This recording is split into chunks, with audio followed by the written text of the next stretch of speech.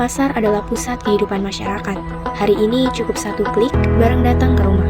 Apakah ini kemajuan atau pergeseran sosial yang perlahan mengubah cara kita berinteraksi?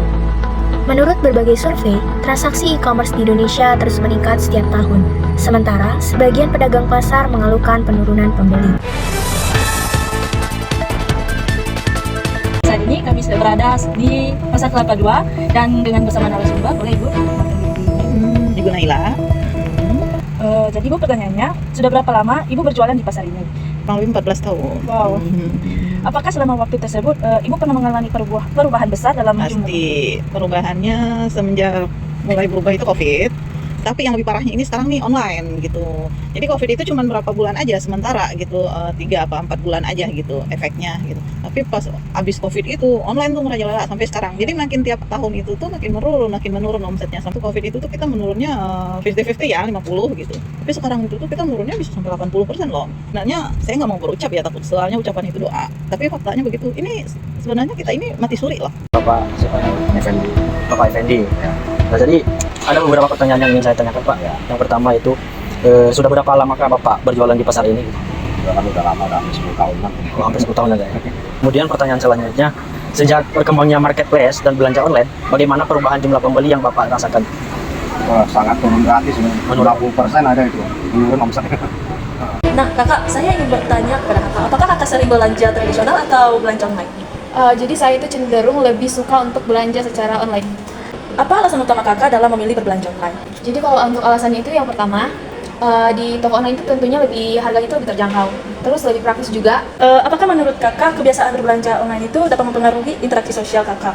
Sebenarnya itu memang sangat berpengaruh. Kenapa? Karena ketika kita langsung datang kepada si penjualnya ini, atau bisa dikatakan penjual di pasar tradisional, di situ kita bisa bernegosiasi untuk ke harga. Sedangkan jika kita belanjanya itu di Shopee misalnya, di situ kita hanya membutuhkan waktu 1 menit, tekan-tekan, pilih mana yang harus kita beli. Jadi, pertanyaan yang pertama adalah, dalam sehari biasanya mengantar berapa paket?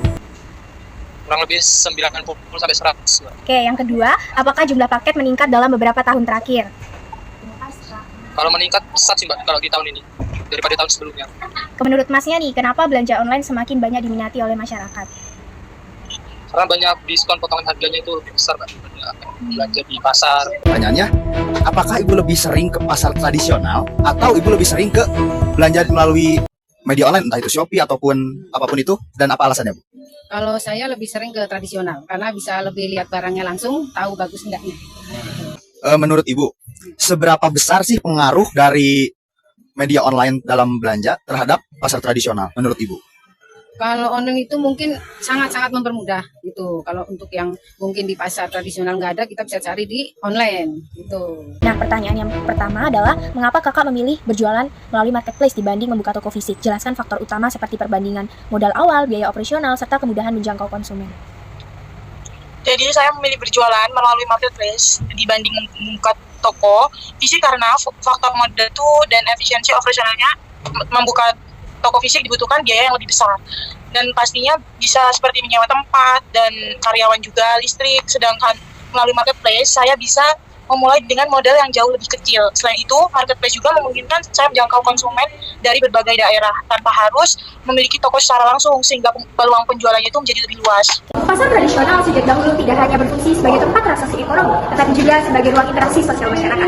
Proses tawar-menawar, percakapan antara pedagang dengan pembeli, hingga hubungan langganan menciptakan kedekatan yang memperkuat nilai kebersamaan. Namun, kehadiran marketplace mulai mengubah pola konsumsi tersebut. Transaksi kini menjadi lebih cepat, praktis, dan minim interaksi, menunjukkan adanya pergeseran dari budaya komunal menuju gaya hidup yang lebih individual. Digitalisasi turut mendorong masyarakat menjadi rasional dalam mengambil keputusan.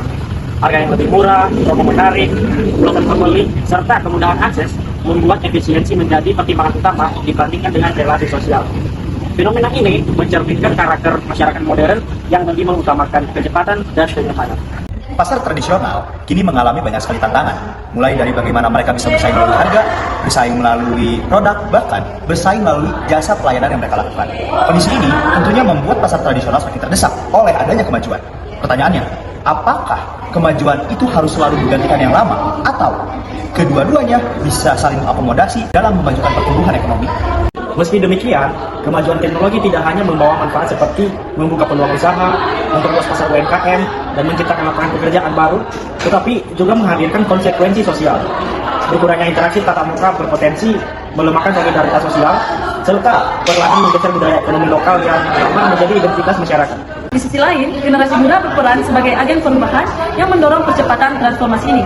Kedekatan mereka dengan teknologi secara tidak langsung membentuk pola konsumsi baru dalam masyarakat. Pada akhirnya, peralihan antara pasar tradisional ke pasar modern bukan sekedar bagaimana mereka merubah cara belanja, melainkan di sana ada transformasi sosial yang mengubah cara masyarakat dalam berinteraksi, melakukan hubungan, bahkan mereka pun akan berubah dalam menjalankan kehidupan.